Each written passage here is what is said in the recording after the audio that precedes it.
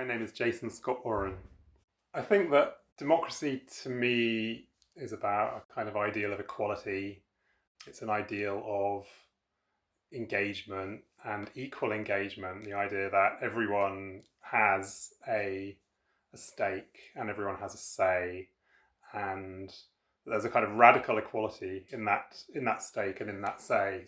So, I guess I've imbibed a sort of possibly rather naive narrative of progress whereby, the moral arc of history is bending towards justice, and via the struggles of past generations, we've kind of arrived at this position of the possibility of a kind of equality which is enshrined in our democracy. So the kind of extension of the franchise through all the fights that have taken place across the centuries. And so, yeah, somewhere embedded in my idea of democracy is this kind of ideal fantasy, kind of dream of a kind of system in which people are kind of entering on an equal basis. And I suppose that, there are other things tied up with that, like the idea of, I suppose, kind of communication, dialogue, compromise, people kind of coming together and seeing where they can agree, sorting out their differences, realizing that there are differences and thinking about how they work around their differences. So, there's kind of somehow there's a sort of notion of there's a notion of dialogue, there's a notion of give and take. There's a dream of kind of a big round table, I suppose, where people are coming to resolutions over the things that concern them. I think that I do connect historically to some of the struggles that have given birth to society as we have it. I suppose anyone who works on the past, anyone who works on historical materials, as I do, teaching English literature in relation to kind of history, historical contexts, you kind of get a sense of political struggle. You get a sense of I suppose history, as a history of political engagement. So you imbibe this idea that the sort of significant things that happen in history are people sticking their necks out and doing something serious, and that, I think that there is I guess that the sort of engagement in activism is predicated on some sort of idea that, occasionally you have to go further than you have to work outside some of the established mechanisms to try to improve the mechanisms you have, because obviously your society is always going to be imperfect in lots of ways. And so, I think that, I suppose, the sort of, the history of protest, the sort of history of people trying to give various kinds of shocks to the system, or sort of, wake people up to injustices or to things that aren't working. I think that modern activism is very engaged with that past and that history, and kind of continuously reflecting on what is the appropriate thing to do when you're in a kind of sort of emergency circumstance, or a circumstance where it feels as though the pressure on the tectonic plates is just too strong and something's got to change, something's got to give. So I think there is definitely that sort of historical engagement. I think I try to contribute to democracy at lots of different levels, from the time-honoured levels of voting and joining political parties and distributing leaflets and writing to my MP, and all those kind of low-level forms of engagement. And also, I think, engagement in other kinds of forums. So I guess everyone is lots of, in society, you're often a member of lots of different democratic or quasi-democratic institutions. So there are say unions or university governance, whatever. There are other kind of forums in which you can try to act. So I have I've tried to be engaged on those kinds of levels. I've joined pressure groups. I've done various kinds of conventional things like that. But I suppose in terms of activism and getting involved in non-violent direct action, getting involved in protests which are strategically breaking the law or testing the limits of the law. That's something which I think has arisen out of a sense that, we're in emergency circumstances. This is mostly protest related to the climate crisis. And the climate crisis, I think, is a problem that is very difficult for democracy to deal with. Obviously, it's a global crisis, so any individual democratic nation, is only going to ever be a small part of the story. And then there are all the kind of issues to do with the ways that economies function, and I suppose the time frames for democracy is the fact that governments mostly have to worry about very pressing proximate issues, and they've tended to view the climate crisis as a long-term, not so pressing, not so proximate issue. I think that the various forms of direct action I've been involved in have been proposing alternatives, so they've usually been quite closely focused on the kinds of policies that governments could bring in to try to improve the situation.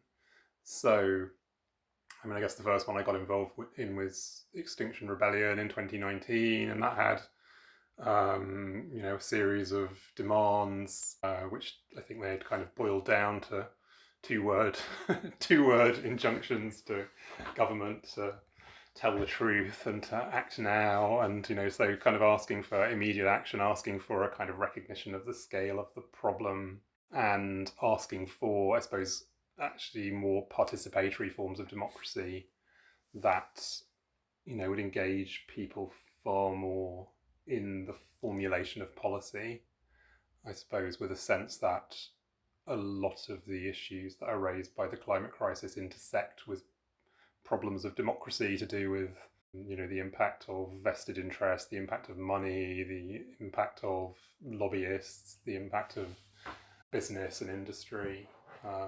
So that was the first one, and then Insulate Britain came along, where the sort of demand was part of the name was there in the title, trying to target the campaign on home insulation, because we have the worst insulated housing stock in Europe, I think, in the UK, and so there's a massive job to be done of retrofitting our housing and of raising building standards. I guess that when you're taking part in activism, you can't really predict what the outcomes are going to be. So in a sense, you're engaging in something which is very open-ended. You don't know where it's going to end up. And I think that activism is, most of the activism I've engaged in has been about putting pressure on government. And then what's tended to happen is that activism has been very sort of heavily inflected by the media. So all of the protest organisations I've been part of have been vilified in the media by large parts of the media. And that campaign of vilification has been quite interesting to watch, and it's had sort of interesting effects in terms of how much government has or has not responded to the kinds of demands that are being made. And I think that it's quite interesting that the activist groups tend to frame their actions in terms of demands. There tends to be quite an immediate demand. I suppose that's something that gets a lot of people's backs up. But I think the sort of sense that there's something immediate that needs to be done, and the sense that people are willing to, in a sense, they're willing to put their bodies on the line. They're willing to risk arrest, to go through the courts, to with all the kinds of possible knock-on consequences that might have for them. I think that there's a sort of that model of kind of in people undertaking kind of sacrificial actions in order to try to force political change, I think does tend to be the model. And of course, you can't really force political change, so then the whole thing kind of gets filtered through a very complex series of mechanisms before any change happens or fails to happen.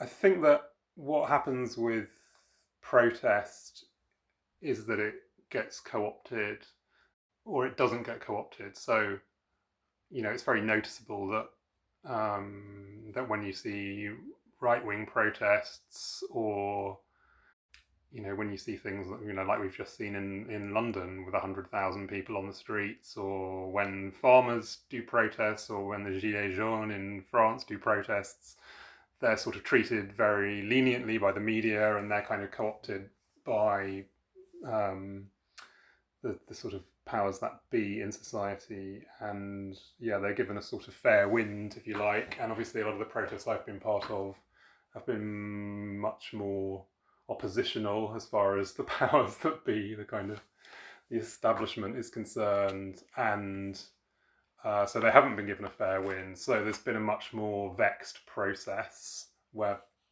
for them to have an impact, it's just been much more twisty. I do think they have had a powerful impact. I do think that they have, they were of great interest to the media.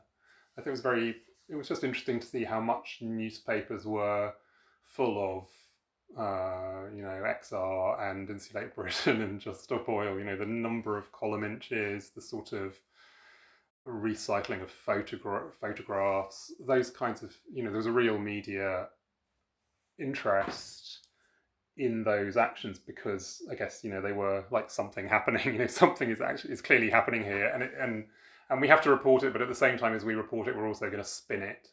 So it got spun, I think, in a very sort of hostile way, and so I think that has definitely limited the amount of influence that those protests have been able to have. Having said that, I also think that there is a kind of, I think there's a kind of calculus. What's happened over the years is that the state has become more authoritarian, so the state has clamped down on protest. When I started protesting, there were lots of sort of human rights loopholes you could use. You were exploiting your free speech, your rights to freedom of expression and assembly in undertaking the protest, and even if you were breaking a law, technically your human rights might give you the right to break that law for a certain period. And those rights have progressively been taken away. So those kind of safety nets have been taken away. It's now much harder to do a protest and not to just be, to have the courts come down on you like a ton of bricks. And so we're living now in a much more sort of draconian society, essentially, where they're kind of saying, stay in line, don't protest, don't go out on the streets, don't break the law, don't do anything that's going to upset any apple carts. I suppose what I sometimes think that there has been a sort of a kind of counter motion to that process, whereby actually the state has had to recognise a bit more responsibility for environmental issues, for climate action, as it has clamped down on climate protests. So I think there's there's been a quid pro quo in a way, and there have also been quite complex dynamics around, say, North Sea oil, which have played out, as the Conservative Party collapsed and the Labour Party came in. We now have a ban on new North Sea oil and gas projects, which was the central demand of Just Stop Oil, and quite how we got that is not is not clear. But I do think that Just Stop Oil had an influence on that process. So I would say these movements do have some impact. I think I've mostly been inspired in my activism just by fear. So I actually think I'm just more terrified or more cowardly maybe than some of the people I see around me. Fear of climate breakdown mostly, which I really sense unfolding around me, around the world, and I don't think we're going to be able to adapt to it. It's fear that expresses itself in a lot of sleepless nights and a lot of lying awake thinking, how do we turn this situation around? How do we turn this ship around as it steams forwards towards the iceberg? Yeah, so it's a kind of fear that keeps me awake at night, and that also preoccupies and obsesses me during the day. It's just a kind of, deep climate anxiety.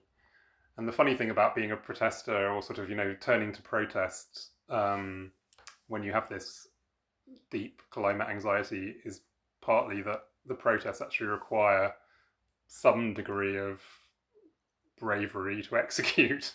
I mean, actually, sometimes crazy amounts of either bravery or rashness. But they require often quite a lot of organizing. They require a lot of planning and thinking through. And, actually, people would be very surprised, I think, if they saw the sort of infrastructures and the substructures of some of these protest groups, which are usually run on a shoestring or by small donations. I know there's sort of persistent rumours that they're actually funded to the hilt by George Soros or whatever, but in fact they're usually they're run by teams of people who are all suffering from the same sense of trauma. And yeah, an awful lot of planning, an awful lot of organisation, an awful lot of support structures are put in place. And but it does sometimes just require a bit of you actually quite often feel extremely nervous about the action. So as a sort of anxious stroke terrified person, you're also sort of asked to go out there and do something, which is kind of weird. I don't know, maybe that explains why some of these actions might look strange to outsiders. Sort of people looking on might think, well, why has this action taken this form, or why haven't you I mean, the shape they take. I mean, there are lots of things that go into the structure of a climate protest, but I wonder whether the fact that they're all being done by people who are basically terrified is part of it. There's a lot of solidarity in these actions. It's usually a kind of very flat hierarchy where everyone has a say. Everyone is shaping the action as they go. So it does feel there's some kind of quite radical equality in the structuring of the action. On the other hand, there's also often a kind of submission to the overall vision or purpose that someone else has probably had somewhere, some months before, in terms of what's this group going to be called, and what's this group going to look like, and what are its aims going to be, and what are its procedures going to be. But then I think, yeah, there's a lot of improvisation both in individual actions, because you don't know what's going to happen, and also in the way that the movement develops in relation to political responses as well. So every protest group I've been part of has, and there was a time under the Conservative government when it seemed like Justice Hoyle was basically writing the protest law, because every new form of protest they came up with was immediately proscribed by the governments. I think that the main fault lines I see in our democracy have to do with corruption and money and lobbying and private interests. So, I think starting with that idea of democracy as a radically equalizing force, as a form of equality, you'd have to, if you were looking at our democracy, think, well, that has not really worked. We have a democracy which is absolutely saturated in private interests, which is hugely responsive to the power of money, where people with money are able to buy influence on a staggering scale. Where if you give money to a political party, you can be immediately sucked up into the House of Lords, where lobbyists go in and talk to government day in, day out, and radically reshape government policy to the extent that every government ends up looking identical to the previous government, because the lobbyists haven't changed, and the lobbyists are calling the shots.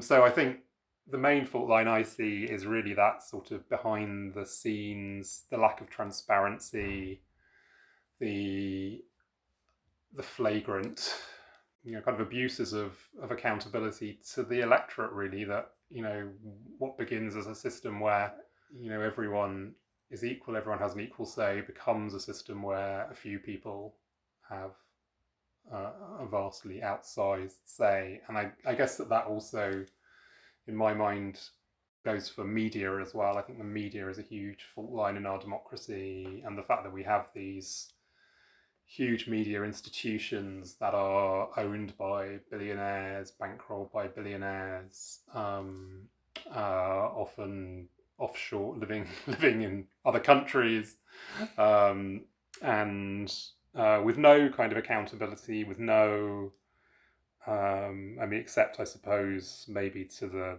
their shareholders and readers, but just the amount of shaping of reality that goes on through the media, I think, is terrifying. And the way that things that are obviously political campaigns get sort of dressed up as news. So there's no idea that there should be any impartiality. There's no idea that there should be any objectivity. Yeah, so I mean, media. So media to me is a massive fault line. So I think sort of the power of kind of money and lobbying and media. Those are the things that really alarm me. I mean, I think there are other things, of course, to do with social media, which I think is also about sort of money buying influence, but in a kind of more scary way, I suppose, than with the old media, because it allows people to micro target individuals based on a very detailed profiling of their psychology and their interests. Yeah, that's also scary.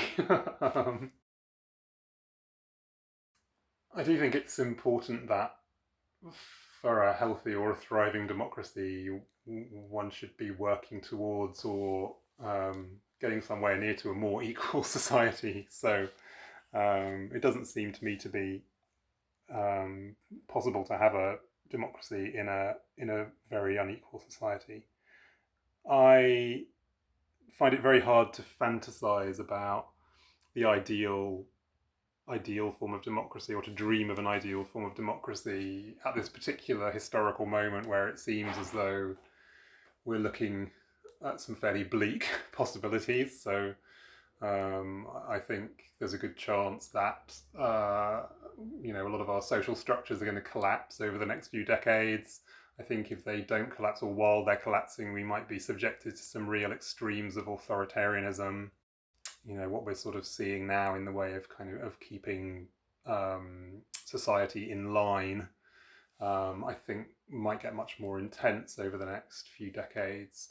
So I think the only prescription I've really come across for a sort of happier society would be a kind of eco-socialism. So it would be a kind of society that's working towards greater wealth equality, and also a kind of recalibration of our relationship with the natural world. So a kind of serious tackling of the kind of the obvious fault lines, the obvious gaps that have opened up in our relationship with the planet.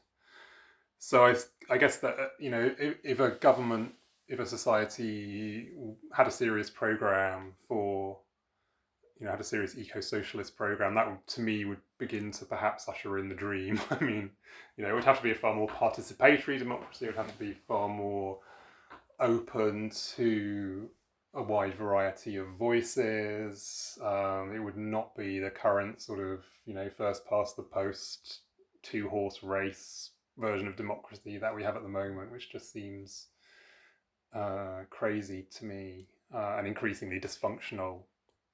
Just this kind of weird world we live in now, where every election seems to be sort of 52-48 one way or the other, and then whichever one wins takes everything away. So you'd have to come up with a much more participatory kind of democracy. I don't know quite what that would look like. Would that look like far more use of citizens' assemblies? Would that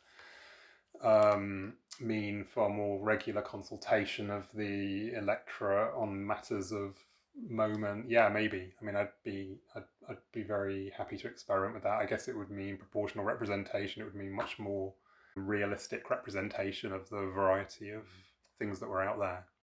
Kind of there's a sort of dream of kind of a big round table, I suppose, where people are coming to resolutions over the things that concern them.